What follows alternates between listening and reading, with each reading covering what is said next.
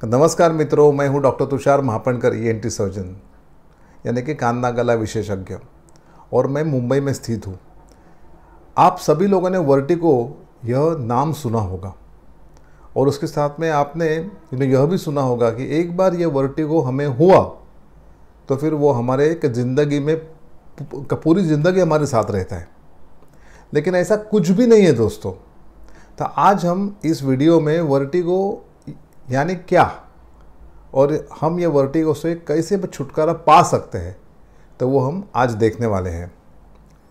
अब कैसा है कि शहर में या मेले में या गांव में का जो मेला होता है, तो वो मेले में एक चक्र होता है, आइदर मेरी गो राउंड होता है या तो फिर जाइंट व्हील जिसे कहते हैं, का वो चक्र होता है। अगर हम उसमें बैठे और उतर गए तो हमें क्या महसूस होता है? हमें ऐसा लगता है कि हमारे आजू बाजू की जो बिल्डिंगें हैं, जो इमारतें हैं, जो पेड़ पौधे हैं, वो सब हमारे इर्द गिर्द घूम रहे, कैसा हमें महसूस होता है। तो उसे हमें चक्कर कहते हैं। और एग्जैक्टली किसी चक्कर को लैटिन भाषा में वर्टिगो कहते हैं। इसका मतलब क्या है कि वर्टिगो मतलब ये जो शब्द है, ये शब्द चक्कर, यह शब्द का लैटिन में अनुवाद है और दूसरा कुछ नहीं है। यानी कि वर्टिगो ये बीमारी नहीं है, तो वर्टिगो ये खाली बस चक्कर हिंदी में और लैटिन में वर्टिगो। आई बात समझ में?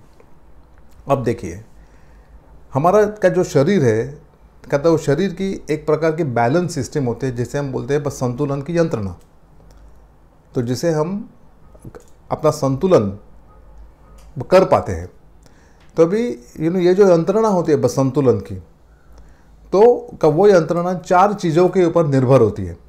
कान, आँख, सर्वाइकल स्पाइन माने अपने गर्दन के रीढ़ की हड्डी, और दिमाग यानी कि ब्रेन। और ये चारों सिस्टम में कान ये एक महत्वपूर्ण भाग है। और बाकी के जो 3 सिस्टम्स है, यानी कि आँख, गर्दन की रीढ़ की हड्डी और दिमाग, अपने कान को संतुलन बनाए रखने के कार्य में मदद करते हैं। समझे? अब क्या होता है कि अब ये चारों सिस्टम एक दूसरे से हाथ मिला के काम करते हैं। अगर ये चारों सिस्टम में कोई भी एक सिस्टम में अगर कोई ऊंच नीच हुई, गड़बड़ी हुई, तो उनका जो मेलजोल होता है तो वो निकल जाता है और फिर हमें चक्कर आते हैं, यानी कि वर्टिगो हो जाता है। ओके, तो वैसे तो वर्टिगो के कई कारण हैं, लेकिन 90% लोगों को खाली ये 3 कारण के वजह से चक्कर आती है। तो आज हम इस वीडियो में सिर्फ ये 3 कारण के बारे में ही चर्चा करने वाले। ओके, चलिए फिर। पहला कारण है बिनाइन पोजिशनल वर्टिगो। ये क्या है मैं आपको पूरा समझाता हूँ। अपने कान के 3 पार्ट्स होते हैं, 3 भाग होते हैं, बाहर का, बीच वाला और भीतर वाला। तो जो भीतर वाला जो कान है, तो वो भीतर वाले कान में एक प्रकार का लिक्विड होता है, एक प्रकार का पानी होता है। और ये भीतर वाले कान में अलग अलग विभाग होते हैं, क्या दाएं कान में और बाएं कान में, हाँ, अलग अलग विभाग होते हैं। और कुछ विशिष्ट विभाग में वो पानी में कैल्शियम कार्बोनेट के कण होते हैं और वे कण उसमें तैरते रहते हैं। जब हम हमारी सर हिलाते हैं तभी वो कण भी हिल जाते हैं, पर कण की भी मूवमेंट होती है, गति होती है, और फिर हमें गति की भावना होती है। अभी कैसा होता है कि जब भी हम कभी सर ऊपर करें, यहाँ करें, वहाँ करें, तो भगवान ने हमारे कान की किस प्रकार से रचना की है कि एक कान के कण का दूसरे कान से एग्जैक्टली विरुद्ध दिशा में हिलते हैं, इसीलिए हमें चक्कर नहीं आती। समझे? लेकिन क्या होता है कभी कि एक कान के कुछ विभाग के कुछ कण अपनी जगह छोड़ के दूसरी जगह जाते हैं, तो फिर जब ये हम सर हिलाते हैं तभी हमें जोरदार चक्कर आती है, क्योंकि फिर बैलेंस नहीं है ना, एक बाजू कण ज़्यादा कि एक बाजू कण कम। समझे? तो इसे हम लोग बिनाइन पोजिशनल वर्टिगो बोलते हैं। अभी बिनाइन माने क्या, हार्मलेस, ये धोखादायक नहीं है, इसमें खतरा कुछ नहीं है, सुरक्षित है। पोजिशनल यानी कि एक पोजीशन में जाने के बाद, और वर्टिगो माने चक्कर, हाँ वो तो आपको अभी पता ही हो गया। इसमें क्या होता है, इसमें कि जब भी हम सोने को जाते हैं या फिर सो के उठते हैं या फिर हम एक बाजू से दूसरे बाजू पर करवट बदलते हैं सोने के वक्त, या ऊपर देखते हैं नीचे देखते हैं, तभी हमें चक्कर होती है, अब भावना होती है गोल गोल घूमने जैसी। अभी इसमें क्या करते हैं, और वो जो चक्कर आती है वो चक्कर धीरे धीरे धीरे धीरे कम हो जाती है। हम लोग हमारा अगर सर एकदम स्टेबल रखे, स्थिर रखे, तो फिर वो जो भावना है वो एक्चुअली कम होती है। इसमें क्या करना चाहिए वो मैं आपको बताता हूँ। इसमें हमारी जो तकिया है वो तकिया थोड़े ऊपरी लेवल पे लेनी चाहिए, थोड़े ऊपरी लेवल पे।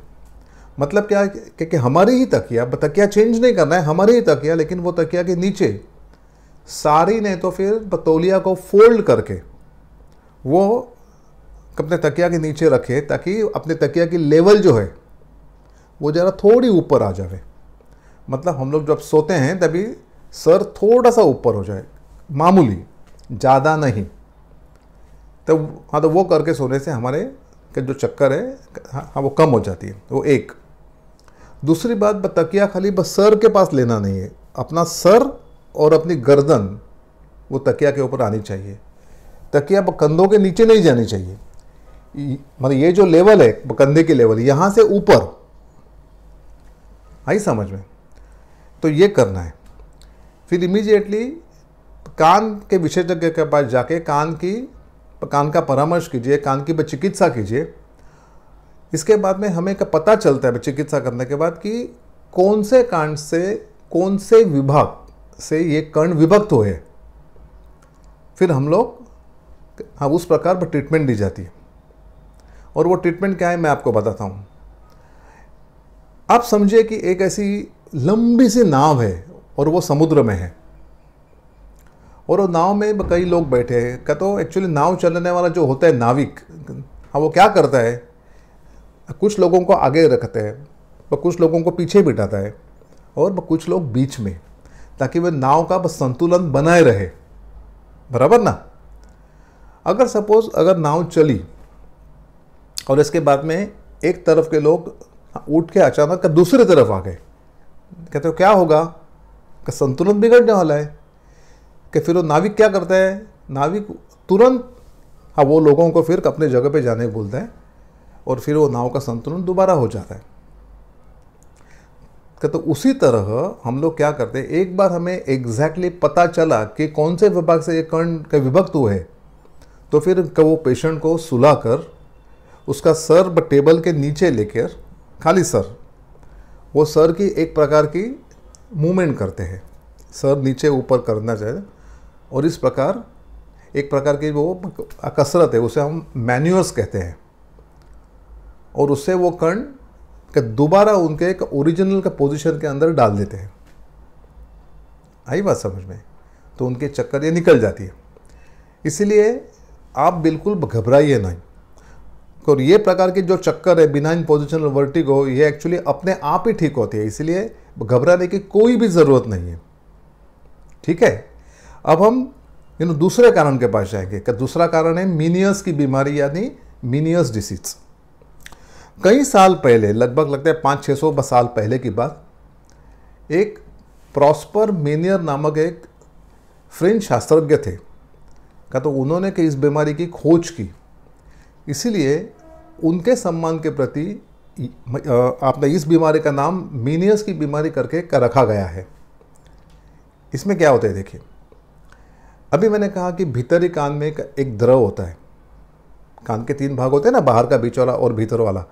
तो वो भीतर वाले कान में जो द्रव होता है, जो फ्लूइड होता है, उसका एक प्रकार का प्रेशर होता है। तो वो प्रेशर अपने प्रमाण से अचानक बढ़ जाता है। तो वो बढ़ने के बाद में ये सब होता है। अभी मतलब वो प्रेशर किन लोगों में बढ़ता है, क्या जिन लोगों में माइग्रेन की बीमारी है, माइग्रेन यानी सर दर्द, जिन लोगों को फूड एलर्जी है, खाने की चीज़ों से एलर्जी है कुछ कुछ चीज़ों की, या तो फिर भीतरी कान में का जो खून का प्रवाह है तो उसकी कमी, या तो फिर ऐसा कुछ कारण बोल नहीं सकते। तो ऐसे कई कारणों से का वो जो प्रेशर है वो फ्लूइड का, पानी का, तो वो बढ़ जाता है। अभी क्या होता है कि भीतर वाला जो कान है तो उसका कार्य क्या है, क्या कि हमें सुनाई देना और हमारा बस संतुलन बनाए रखना। तो जब भी भीतर वाले कान का पानी का दबाव बढ़ जाता है तभी एक दोनों कार्यों के ऊपर उसका असर होता है। अभी क्या होता है देखिए, उसमें ऑल ऑफ अ सडन, माने कहीं भी ये सूचना मिले बिना अचानक उनका कान भारी हो जाता है और ये भारीपन बढ़ता है कुछ मिनटों में, कुछ सेकंडों में। कान में से साए साए करके आवाज़ आने लगती है और फिर अचानक बस चक्कर चालू होते हैं, और ये चक्कर इतनी ज़ोरदार होती है कि वो व्यक्ति खड़ा भी नहीं हो पाता, उसे बैठना ही पड़ता है। फिर वो चक्कर ज़ोर ज़ोर से घूमती है, आधा पौना घंटा वो चक्कर रहती है। इसके साथ में काफ़ी उल्टियाँ भी शुरू हो जाती है। फिर धीरे धीरे धीरे 1-1.5 घंटे के बाद में धीरे धीरे के चक्कर जो है वो कम हो जाती है, और जैसे वो चक्कर कम होते हैं वैसे उसका कान का जो भारीपन है वो भी ठीक होने लगता है। कान की जो आवाज़ है साए साए की, तो वो भी कम होने लगती है। ऐसे अटैक्स बार बार आते रहते हैं, मतलब अगर इसका सही तरह से इलाज न किया का तो ऐसे जो अपना अटैक है ये इसके मीनियर्स के ऐसे बार बार आते रहता है। तो इसमें क्या करें? इसमें पहली बात कि हमारे खाने में नमक की मात्रा कम करें। इसका मतलब ये नहीं कि नॉर्मल का जो हम नमक खाते हैं सब्जी, रोटी, दाल वगैरह में, कि वो तो खाना ही चाहिए, लेकिन और ज़्यादा नमक, अधिक मात्रा में नमक न ले। इसका मतलब है कि अचार, पापड़, चटनियाँ, फिर नमकीन पदार्थ ये नहीं खाना। इसके बाद में बीट रूट जो आता है ना, बीट लाल वाला, वो और चीज़ वो नहीं खाना। इसमें ये मतलब ये बीमारी में इसका कारण उनमें टायरामिन नामक एक प्रकार का प्रोटीन होता है, अमाइनो एसिड्स होते हैं, तो उससे मतलब ये बीमारी बढ़ने की शंका होती है। अभी इसमें क्या करते हैं? इसमें आपको जनरली कान के विशेषज्ञ को जाके बताना चाहिए। कान के एक बार चिकित्सा करने के बाद इसका परफेक्ट का निदान हो सकता है, और बाद में इसमें दवाइयाँ हम लोग शुरू करती है। और ये दवाइयाँ बार बार अटैक न आने के लिए ये दवाई का कोर्स जो होता है, मतलब मात्रा जो होती है, वो लगभग 5 से 6 हफ्तों तक चलती है। 5 से 6 हफ्तों तक ये दवाई दी जाती है। जनरली दवाई से ये बीमारी ठीक होती है, ध्यान में रखिए, दवाई से ये बीमारी ठीक होती है। और कुछ कुछ लोगों में, मतलब ऑलमोस्ट का मैं तो कहूँगा कि 4-5 हज़ार में से एक आध लोग, मतलब 4-5 हज़ार लोगों में से कोई अपना एक व्यक्ति को मतलब दवाई का कुछ असर होता ही नहीं है। उस व्यक्ति में हमको एक प्रकार की सर्जरी करने की नौबत आती है। सर्जरी माने ऑपरेशन करते हैं। माने ऑपरेशन जो होता है, सपोज एक बांध है, एक बांध मतलब सपोज एक नदी है और ये नदी का पानी रोकने के लिए एक बांध बांधा गया है, और अगर सपोज के बांध के एक बाजू में पानी बहुत ज़्यादा भरा तो हम लोग क्या करते हैं कि वो बांध टूट न जाए, इसके लिए बांध के अंदर के जो विंडोज होते हैं, जो कुछ खिड़कियाँ होती हैं, वो खोल देते ताकि वो का थोड़ा पानी बह जाए। एग्जैक्टली इसी तरह का ये ऑपरेशन होता है, पर सर्जरी होती है और ये बीमारी तो ठीक होती है। अब हम तीसरे कारण के पास जाएंगे। तीसरा कारण है, और ये बहुत ही कॉमन कारण है, कि गर्दन की रीढ़ की हड्डी। अभी कैसा होता है, आप अगर आप लोग अगर यहाँ से नीचे अगर हाथ फेरे, हाथ घुमाएं, तो अपनी जो गर्दन की जो हड्डी है, रीढ़ की हड्डी है, वो ऐसी बाकी है, वो कभी ऐसी सीधी नहीं होती है, वो ऐसी टेढ़ी होती है, ऐसी। तो उसको हम फ्लेक्सिबल बोलते हैं, फ्लेक्सिबिलिटी मतलब ऐसी टेढ़ी होती है हड्डी वो। तो मतलब हम लोग क्या करते हैं, हम लोग भारी वजन उठाते हैं, काफ़ी गलत उल्टा सुल्टा काम करते हैं, अपना नेक, अपने सर और कंधे का इस्तेमाल करते हैं गलत तरीके से। अभी क्या होता है कि हमारी दिमाग को का जो मेन जो खून सप्लाई करने वाली के जो नलियां हैं, उसमें से 2 प्रमुख नलियां अपने हृदय से निकल के मतलब सीधी एक रीढ़ की हड्डी में यहाँ पे जाती है और उसके के भीतर से जाके ऊपर जाके वो डायरेक्ट दिमाग को अपने वो खून का सप्लाई करती है। तो जैसे मैंने कहा कि अपना उम्र की वजह से होता है, भारी वजन उठाने से, या तो फिर झुक के काम करने से, उल्टा सुल्टा बैठ के लैपटॉप देखने से, उल्टा सुल्टा सो के मोबाइल देखने से वगैरह से कई कारण हैं। उससे क्या होता है, उससे ये जो अपने गर्दन के पीछे की जो मांसपेशियाँ है वो एक्चुअली सिकुड़ जाती है, कि उसको हम लोग वो कॉन्ट्रैक्ट बोलते हैं। और ये सब मांसपेशियाँ बस सिकुड़ने के बाद, ये सब मांसपेशियाँ अगर सिकुड़ गई तो अपनी जो रीढ़ की हड्डी से एकदम सीधी हो जाती है। तो उसका परिणाम क्या होता है, क्योंकि रीढ़ की हड्डी के भीतर से जो अपनी खून की नली आती है दिमाग की तरफ जाने वाली, वो भी तनी जाती है।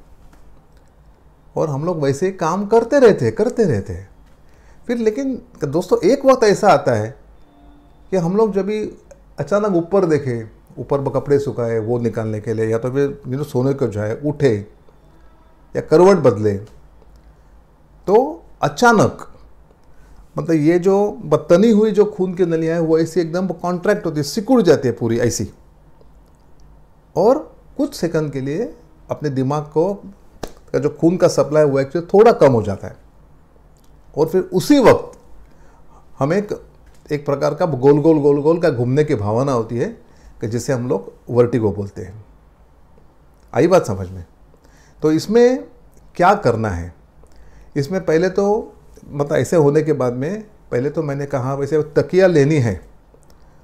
बहुत लोग बोलते हैं कि तकिया निकाल दो, नहीं, तकिया लेनी है और वो थोड़ी ऊपर के लेवल पे। जैसे मैंने कहा, आप अगर टीवी देख रहे हो तो टीवी ऐसे हमारे सामने रख के देखिए, मतलब अपने आँखों के लेवल पे, ऐसे ऊपर नीचे नहीं देखिए, ऐसा टीवी ऊपर है इधर है ऐसा नहीं देखिए, सीधा बैठ के देखिए।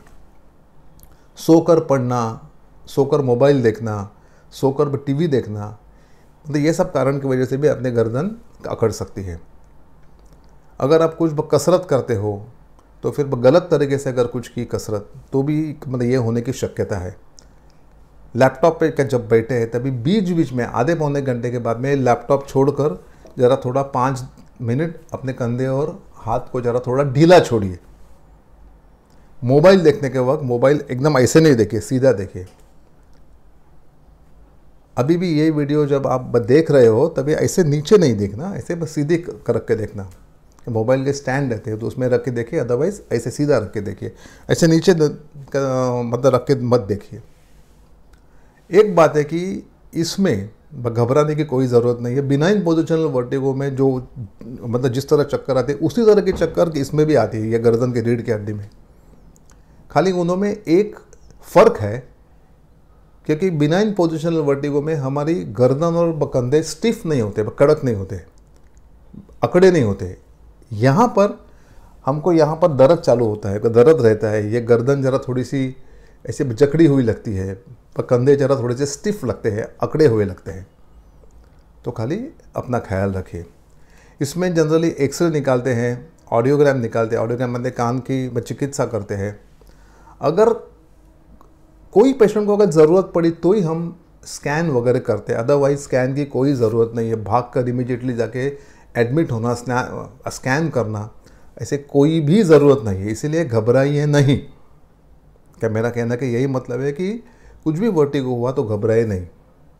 अब तो आपको पता चला ही होगा कि वर्टिगो हुआ तो आपको क्या होगा, क्या होता है। एक तो बिनाइन पोजिशनल वर्टिगो, मीनियस या गर्दन की रीढ़ की हड्डी, बस। और वो सब ठीक होने वाली बीमारी है, ऐसे कुछ बड़ी जानलेवा बीमारी नहीं है, कुछ करने की ज़रूरत नहीं है। आप 100% इससे निकल जाएंगे। तो आपको अगर कभी भी वर्टिगो हुआ तो आप कान नाक गले के विशेषज्ञ के पास जाके बताकर ये जो वर्टिगो को भगा दीजिए। इन शॉर्ट, वर्टिगो को कायम के लिए गो कर दीजिए। स्वस्थ रहिए। Thank you.